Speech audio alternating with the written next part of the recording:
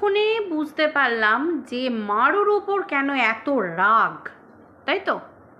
মন্দিরার ওপর আর মারুর ওপর কেন রাগ সেটা বুঝতে পারলাম। মন্দিরাকে একটু সাইডে রাখি। মারুর ওপর কেন রাগ?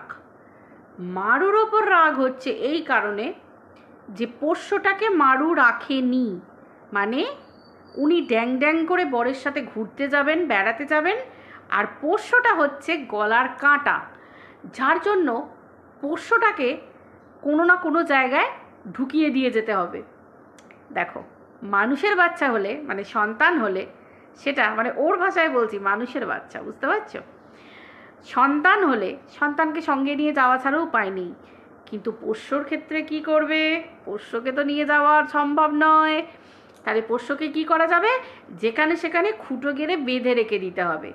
ওই যে একটি আছে পাশের বাড়িতে, তো তার জন্যই তাকে তেল দেবার জন্য তার চ্যানেল কমিউনিটিতে দিতে হয়, তাকে পুষে পুষে রাখতে হয়, কারণ সে যে পোষ্যটাকে পোষে, পরিষ্কার কথা। এবার দ্বিতীয়ত হচ্ছে কি, রইল পড়ে কে? মারু। আচ্ছা, তার মানে ঘুরে ফিরে কি এটা বলা যেতে পারে যে মারুকে হাতে রাখতে চেয়েছিল আমাদের এই মাতালিনী? হ্যাঁ, আমাদের এই মাতালিনী, মাতালিনী, এতদিন মাতাল বলেছি তো, মাতালিনী বলে রাখবো। এই মাতালিনী মারুকে হাতে রাখতে চেয়েছিল। কেন? কারণ মাতালিনী জানতো যেখানে যাব সেখানে মারুর কাছে পোষ্যটাকে গতিয়ে দিয়ে চলে যাব। পরিষ্কার কথা, ভালোভাবে গতিয়ে দিয়ে চলে যাব। তো সেই জন্যেই বোধ হয় মারুকে কাঁধ দিয়েছিল, কাঁধ। মারু আয়, তুই কাঁধ, কাঁধ মারু, এনে আমার কাঁধে মাথা রেখে, তো মারু তুই কাঁধ, তোর ব্রেকআপ হয়েছে তো কাঁধ কাঁধ কাঁধ, তোকে আমি শেখাচ্ছি কিভাবে শক্ত হতে হয়, উঠে দাঁড়াতে হয়, কিভাবে তাগড়াই হতে হয়, তোকে আমি শেখাচ্ছি, আয়। ওই জন্যেই বোধ হয় মারুকে মনে হচ্ছে এটাও শিখিয়েছিল। মানে নিজে তো 2020 থেকে শিখে এসেছে, মানে ওই বয়াকারয়ে গিয়ে। তো সেই জন্য মারুকে শেখাচ্ছিল কিভাবে কষ্টকে ভুলে থাকতে হয়। ঠিক যেমন কষ্ট ভুলে থাকা, এই যে দুদিন আগে দেখছিলাম বোতল নিয়ে বসেছিল, ঠিক সেই রকম মারুকে শিখিয়েছিল একটু করে চিকেন এভাবে ছিঁড়ে খা, চিকেনের ঠ্যাং, চিকেন উইংস ছিঁড়ে খা। আর ওই যে হাত দিয়ে আড়াল করছিল না, ওই যে একটা ভিডিও ভাইরাল হয়েছিল, হাত দিয়ে দিয়ে এরম করে করে আড়াল করছিল, এরম করে করে পিছন দিকে ছিল। তো সেই আর কি, ওই বোতল খাওয়া মারুকে বোধহয় শিখিয়েছিল, তাই না? দীঘার ভিডিও থেকেও তো উদ্ধার করা হয়েছে বোতল, মাতালিনীর বোতল খাওয়া, তাই তো? তো এগুলো হচ্ছে শেখাচ্ছিল। দেখো, নিজের মুখে বলেছে কিন্তু যে মারুকে আমি শিখিয়েছি যে কিভাবে উঠে দাঁড়াতে হয়, গেট আপ, স্ট্যান্ড আপ, চলো, শক্ত হও, নিজেকে কিভাবে করতে হয়, শক্ত করে করতে হয়, এসব শিখিয়েছিল। মানে চিন্তা করো কি লেভেলের। শোনো, এ ধান্দাবাজ, এ সুবিধেবাদী, এ স্বার্থ ছাড়া কিচ্ছু করে না। এ মারুকে কাঁধ দিয়েছিল এই কারণে। মারুর নাকি আর্থিকভাবে মারুর পাশে দাঁড়িয়েছিল। ভাই পরিষ্কার কথা, তুমি যেখানে যাবে মারুর বাড়িতে পোষ্যকে গুটিয়ে দিয়ে যাবে। তার জন্য তুমি মারুর কাছে সেটিং বেটিং করতে গেছিলে, পরিষ্কার কথা, মারুকে হাতে রাখতে গেছিলে। এটা তো যে কোনো মানুষ, অন্ধ, মানে যে অন্ধ কানা কালা, সেও বলে দেবে তোমার কথা, পরিষ্কার, যে এই কারণে হাতে রাখতে গেছিল। ব্যাস, তোমার ঝাল লেগেছে, তোমার গায়ে লেগেছে, মারু রাখেনি, মারু বিয়ে। ভাই কোন জায়গায় শুনেছো ভাই যে মানুষ তার নিজের বিয়ে পিছিয়ে দেয়, লোকে ঘুরতে যাচ্ছে, অ্যাশ ফুর্তি করতে যাচ্ছে, মজ মস্তি করতে যাচ্ছে, সেখানে পোষ্যটাকে না রাখতে পারবে না বলেছে বলে মারু খারাপ, মারুর বর খারাপ? কেন না? তার বিয়ে দুদিন পিছিয়ে দেওয়ার জন্য মামা বাড়ির আবদার। মানুষের বিয়ের একটা ডেট বা একটা বিয়ে, ঠিক আছে, একটা বিয়ে মন্দিরে পালিয়ে যারা বিয়ে করে তাদের যদিও কোনো ডেট ফেট থাকে না, তারা যে কোনো দিন গিয়ে একটা বিয়ে টিয়ে করে নেয়, ঠিক আছে। মারুও তাই করেছে ভাই, পালিয়ে বিয়ে করেছে, পরিষ্কার কথা। তো সেই জায়গায় সে গিয়ে বিয়ে করেছে মন্দিরে, ব্রাহ্মণ যেমনভাবে বিয়ে দেবে তাকে তেমনভাবে বিয়ে করতে হবে। এবার মারুকে বিয়েটা কি দুদিন পেছানো যায় না ভাই? এবার কি কথা, বেড়াতে যাচ্ছে, পোষ্যটাকে রাখা নাকি বিরাট বড় রেসপন্সিবিলিটি আগে, মানে তার রেসপন্সিবিলিটি ভাই। তারা বিয়ে করবে, তাদেরকে আমি বলতে যাব যে কি বলে, যে দুদিন বিয়েটা পিছিয়ে দেওয়া যায় না? ভাই মামা বাড়ির আবদার, এই কথাটা কোনো মানে হয়? তারা পালিয়ে বিয়ে চলে এসেছে, তারা একসঙ্গে আছে, তাদের বাড়ি থেকে বলেছে সিঁদুর পরার জন্যে, ঠিক আছে। তো সিঁদুর পরে বিয়ে খুব স্বাভাবিক ব্যাপার। সে ভিউয়ার্সরা তো বারবারই বলছে যে সিঁদুর পরে বিয়ে করো, স্বাভাবিক।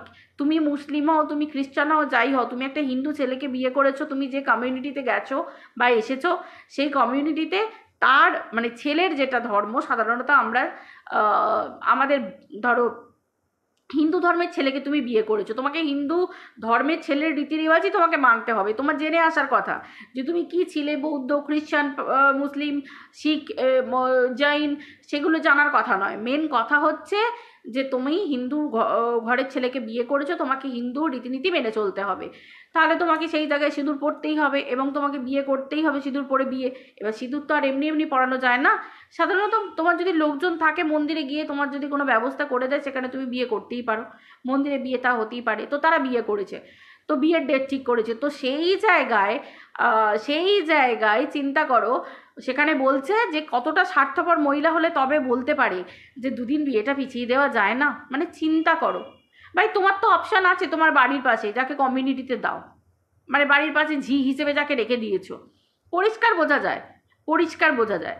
তো তার বাড়িতে তুমি দিয়ে চলে যাও না, তোমাকে মারুর বাড়িতেই রাখতে হবে তার কোনো মানে নেই ভাই। সেইটা মরে পুষে রেখে দিয়েছে, তাহলে মারুকে ঠিক জায়গায় দাঁত বসাতে হবে। তো এবার শুধু শুধু তো আর 20 দাঁত বসানো যায় না, একটা না একটা বলতে হবে যে আমি শুয়েছিলাম, আমার লেজে পা দিয়ে দিয়েছে, সেই জন্য আমি 20 দাঁতটা বসিয়ে দিয়েছি।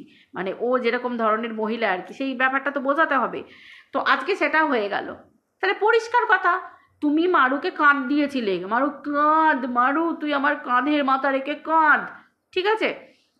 তারপরে তুমি মারুকে হেল্প করেছিলে, কেননা তুমি দেখছো যে তুমি তোমার পোষ্যটাকে দিয়ে আসছো, বেশ ভালোভাবে রাখছে, বেশ তুমি ঘুরতে পারছো, তাই না? পোষ্যটা তো বোঝা, সেটা বুঝতেই পারা যায়। যেমন আজকে যেমন দেখো না, এর বর পোষ্যটাকে সামনে রেখে, মানে এই বছরের পোষ্য, তাকে ছেড়ে থাকতে পারছে না, অথচ এত বছর মা বাবা তাকে ছেড়ে বউয়ের কাছে চলে এলো ফ্ল্যাটে। ভাই চিন্তা করো, এটা তো দেবা দেবী দুজনেই সেম লেভেলের। মন্দিরাকে বোন বলে, বিশ্বাস করো আমার না ঘেন্না লাগে ওর মুখটা দেখতে। এইরকম মানে ছোট লোক মহিলার মুখ দেখতে আমার ঘেন্না লাগে, কি যে জঘন্য কি বলবো, সহ্য করতে পারি না, বিশ্বাস করো ওর কথাগুলো নিতে পারি না। যার জন্য অনেকে বলে যে দেখছো কেন, দেখো কেন, ওর ভিউজ কম হবে, সেটাও জানি ওকে না দেখলে ভিউজ কম হবে, কিন্তু কি বলো তো, ব্যাপারটা হচ্ছে একটাই যে ওকে না বলে থাকতে পারা যায় না। যারা কন্ট্রোভার্সি করে এবং যারা মুখ বন্ধ করে অন্যায় দেখে থাকতে পারে না, মুখ বন্ধ করে রাখতে পারে না, তারা না চলে আসে, ঠিক আছে, বলতে চলে আসে। তো সেই ক্ষেত্রে একটা জিনিস তোমরা ভাবো যে এ এতটা জঘন্য যে মন্দিরাকে নিয়ে বোন বলে। এ কিন্তু টিনার বেলাতেও তাই করেছিল। এর লোককে বলবে ভিডিও টু ভিডিও করো, ভিডিও টু ভিডিও করনি বলে তোমাকে আমি স্ট্রাইক দিয়েছি। ওই জন্যে একে সঞ্জয় দা বলে না যে মুখ দিয়ে কথা বলে না পেছন দিয়ে কথা বলে, ঠিক বলে। আর এর এতটা নোংরা মহিলা, বিষাক্ত, এর মনটা এত বিষে ভরা, এ কিন্তু ভিডিও করে কিভাবে, বাইরে লোকের কানের কথা শুনে। হ্যাঁ, তোমরা দেখোনি উজ্জ্বল, কণিকা, তার পরিবার নিয়ে নোংরা কথা, গুরুজনদের মানে মাকে নিয়ে, বাবাকে নিয়ে, যাকে তাকে নোংরা কথা, কি না কে ওকে ইনফরমেশন দিয়েছে, কে কি করেছে, ভিতরের কথা শুনে ভিডিও করে প্রত্যেকটা মানুষকে সে লাল বাতি জ্বলা এরিয়ায় বসিয়ে দিয়ে এসেছে। ঠিক সেই রকম ধরনেরই টিনার বেলা তো তাই করেছিল। ওকে নিয়ে টিনা নাকি কারোর কাছে কোনো কথা বলেছে, ব্যাস টিনাকে ছিঁড়ে খাওয়া শুরু হয়ে গেল। সেই সময় কিন্তু প্রত্যেকে বলেছিল তুই ভিডিও টু ভিডিও করছিস, টিনাকে ভিডিওতে এসে তোকে কোনো কথা বলেছে? কোনো কথা বলেনি। তুই অন্য কোনো মানুষের কান থেকে, কি না সেই মানুষটা যা বলেছে সত্য বলেছে। সে মারুর কথাতেও সে সেম কথা, মন্দিরার কথাতেও সেম কথা, যে যারা বলেছে তারা কিন্তু সত্যি কথা বলেছে। আমি কানা ঘুষো শুনেছি, আমি একজনের কথা থেকে শুনেছি। মানে এত জঘন্য মহিলা, এই ভিডিও টু ভিডিও কোনো দিন করার এর ক্ষমতা নেই, এ আবার লোককে জ্ঞান দেয়। প্রথমত মন্দিরার পাশে বনু করে থাকার নাম করেছে, আমি গেছি, আমি খুব ভালোবেসেছি। যখন মন্দিরা সোমনাথের মধ্যে সব মিটে গেল, ভাই আমি যাকে ভালোবাসবো তার ভালোটা হলে তো, আমি যখন দেখতে পাচ্ছি যে তার স্বামী সব কিছুর পর তাকে ভালোবাসছে, তাকে মেনে নিয়েছে, তারা সংসার করছে তার সন্তানের স্বার্থে, তাদের নিজেদের স্বার্থে, যাই হোক একটা পরিবার মিলে গেছে, তারা সুখে শান্তিতে সংসার করছে, সেই সময় ছিঁড়ে খেতে শুরু করলো। কেন না, আমাকে ইগনোর করেছে, আমার সাথে কথা বলেনি, আমার সাথে ফোন করেনি, আমাকে কথা বলেনি। ভাই একটা মেয়ে তার ভাঙা সংসার জোড়া লাগাচ্ছে, তাকে তো সময় দিতে হবে। তা না করে নোংরামি শুরু করে দিল, মানে জঘন্যতম নোংরামি। পাবলিকের কাছে কি করলো, স্বাভাবিক ব্যাপার, সোমনাথ কেস করলো, সেই কেসটা তোলানোর জন্য সুজাতাদিকে দিয়ে সুজাতাদির হাজব্যান্ডকে দিয়ে, সব থেকে বড় কথা সুজাতাদির হাজব্যান্ডকে দিয়ে বলিয়ে সব কিছু সেটিং বেটিং করালো, সুজাতাদিকে টুক করে লাথি মেরে দিল। এবার কি সব কিছু হলো, পরে বলল কি যে ওরা একটা মানে দুজনে মিলে একটা সমঝোতায় এসেছে। সত্যি কথা বলতে কি জানো, অ্যাকচুয়ালি সোমনাথের হাতে পায়ে ধরার মতো করেছিল, যাতে সোমনাথ কেসটা তুলে নেয়, মানে হাতে পায়ে ধরার মতো, ক্ষমা চাওয়ার মতো, যে আর কোনোদিন এরকম ভিডিও করবো না, কিছু করবো না, এইরকম। ওর স্বার্থে ঘা লাগলেই, অ্যাকচুয়ালি এই নোংরা মহিলা না ভীষণ স্বার্থ নিয়ে চলে, যার জন্যই তো আজকে এত মানুষ, এত প্রচুর মানুষ কেউ ওর পাশে নেই। কেন বলো তো? কারণ স্বার্থ সিদ্ধি হয়ে গেলে এর সম্পর্ক, যাকে ফোন করে, যার সাথে কথা বলে, ও কোনো কারণ ছাড়া, কোনো স্বার্থ ছাড়া কারুর সাথে কোনো রকম কোনো সম্পর্ক রাখে না, কোনো দিন সম্পর্ক রাখে না। ও যায় যেখানে সেখানে শুধু স্বার্থে, সব সময় স্বার্থে। আজকে ভালো থাকবে বলে, নিজের স্বার্থে ফুর্তি করবে বলে, বরকে নিয়ে থাকবে বলে ফ্ল্যাটে থেকে গেল, বরটাকে পর্যন্ত মা বাবার কাছ থেকে আলাদা করে সরিয়ে নিল। তো এর হচ্ছে পুরোটাই স্বার্থ, যার জন্য মারুকে স্বার্থের জন্য ব্যবহার করেছিল। তো সেটা তুমি কাউকে স্বার্থের জন্য ব্যবহার করবে আর সে বুঝতে পারবে না, তা তো না। তুমি অন্যকে ব্যবহার করবে, আর সে যদি তোমার চালটা বুঝে যায় যে এ তো ভাই আমাকে ব্যবহার করছে, ইউজ করছে, পরিষ্কার কথা, নিজে ফুর্তি করতে যাচ্ছে, আনন্দ করতে যাচ্ছে, আর পোষ্যটাকে আমার কাছে দিয়ে চলে যাচ্ছে, তাই না? আমরা তো অনেক রূপই দেখেছি এই নোংরা মহিলার। আমরা তো দেখেছি যে এই নোংরা মহিলা অলরেডি আগেও কত রকম খেলা খেলেছে, কত রকম রূপ দেখিয়েছে, শুধুমাত্র নিজের স্বার্থের জন্য। নিজের পোষ্যকে পর্যন্ত ঘর থেকে বিদায় করার চেষ্টা করেছিল। কেন না পোষ্যকে নিয়ে কোথাও যাওয়া, পোষ্যকে বাড়িতে রেখে দিয়ে কার ওপর দায়িত্ব দেবে, ওর তো সেটা নেই। তো সেই জন্য নিজের বাম্মাও দেখবে না, নিজের বাম্মায়ের কথা তো বাদই দাও, নিজের বাম্মা এলে, বোন এলে অন্য ঘরে বেঁধে রাখতে হয় পোষ্যটাকে, ছেড়ে দিয়ে আসতে হয় ঢুকিয়ে দরজা বন্ধ করে, ঠিক সেই রকম ধরনের। তো পোষ্যটা হয়ে গেছে ওর কাছে গোদের ওপর বিষ পোড়া, বুঝতে পারলে তো? গোদের ওপর বিষ পোড়া মানে পোষ্যটাকে ঝেড়ে ফেলে দিতে পারলেই বাঁচা যায়, এরকম ব্যাপার। তো এই হচ্ছে স্বার্থ, এই হচ্ছে ব্যাপার। যেখানেই ওর স্বার্থ, যেখানে সঞ্জয়দার ক্ষেত্রেও আমরা দেখেছি, কো ক্রিয়েটার হিসেবে সঞ্জয়দাকে যতবার বিপদে পড়েছে, সঞ্জয়দাকে ততবার মানে সঞ্জয়দা যথেষ্ট। একবার দাদা বলে ভাই বলে ডাকলে বা যা হোক কিছু, সঞ্জয়দা দিদি বলে রেসপেক্ট দেয়, পাশে থাকে, বিপদ থেকে রক্ষা করে। আবার যেই বিপদ থেকে বেরিয়ে আসে আবার সঞ্জয়দাকে ছিঁড়ে খাওয়া শুরু করে দেয়। সঞ্জয়দার পিছনে বাঁশ, সঞ্জয়দাকে নিয়ে নোংরা কথা বলা, তার বউকে নিয়ে নোংরা কথা, তার পরিবারকে নিয়ে নোংরা কথা। এ হচ্ছে একটা নোংরা মহিলা, খতরনাক বিষাক্ত মহিলা। আমি বারবার বলি না, প্রত্যেককে, কারোর সুখ সহ্য হয় না, মারিয়ার ভিউজ ওর সহ্য হয় না, কোনো দিন সহ্য হয় না। এই যে ওর বরকে নিয়ে যে নাটকটা রচনা করলো, এই নাটকটায় ওর রোজগার হলো না, নাটকটা ফ্লপ হয়ে গেল, সেটাও তোমরা বুঝতে পারলে। তারপর মারিয়ার এত ভিউজ, মারিয়ার এত ইনকাম, তারপরে মন্দিরা, সোমনাথ, ওদের মধ্যে এত ভালোবাসা, এত কিছুর পরেও ফাটল ধরানো যাচ্ছে না। মন্দিরা সোমনাথকে নিয়ে এত কিছু বলেও ফাটল ধরানো গেল না।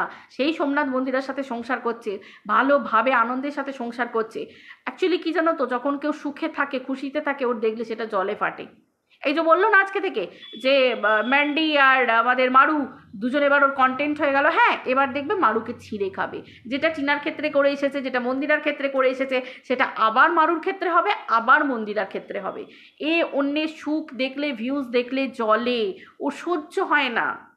এ এমনই ধরনের জ্বলুনে পুরনে হিংসুটে মেয়ে, না হলে নিজের সংসারকে জ্বালিয়ে দিয়ে নিজের শ্বশুর শাশুড়িকে ছেড়ে বেরিয়ে কেউ চলে আসতে পারে? অমন বুড়ো বুড়ি মানুষকে ছেড়ে কেউ নিজের বরকে পর্যন্ত তার মা বাপের কাছ থেকে আলাদা করে নিয়ে চলে আসতে পারে?